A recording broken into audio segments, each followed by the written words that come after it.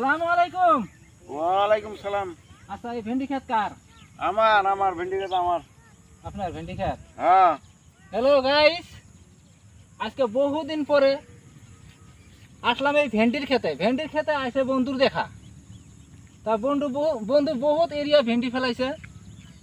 কেউ ভেন্ডি কয়, কেউ ঢেঁড়স কয়। তো আমরা ভেন্ডি কই।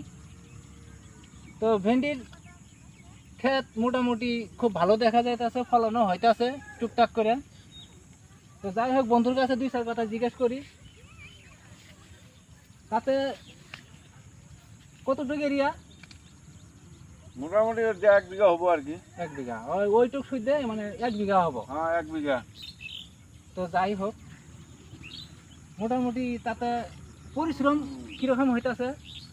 পরিশ্রম তো ভালোই হয়। পরিশ্রম মানে যত করবেন তত ভালো হবো আর কি। বেচা কিনা শুরু হয়েছে? হ্যাঁ, বেচা কিনা শুরু হয়েছে আর কি।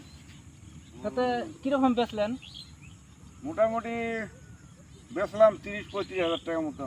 তাহলে কি এই ভেন্ডি বেচে পয়সা জমা করে কি করবেন? বিয়া করবেন নাকি? ভেন্ডি হ্যাঁ। ভেন্ডি বেচে আগে কাল গরু কিনবো, আর তারপরে বিয়া করবেন? তারপরে আবার বিয়ে করবো। তাহলে বিয়া করলে আমাকে অল্প ভাগ দিবেন নিশ্চয়। আমরা ভাগ দেবো মুখে। কি কয়? হুম, তো দেওয়া যায় না? আমি আর আমরা ভাগ দেবো নাকি? তাহলে এটা দেওয়া যায় না? এটা দেবো না। তাহলে ভাগে বিয়া করা যাবো না। ঠিক আছে। তো বন্ধুরা, ভিডিওটা কেমন লাগলো? লাইক, কমেন্ট, শেয়ার, ফলো করবেন। আমাকে করবো। এখনো বন্ধ করেন নাই? কই দিলা কইলা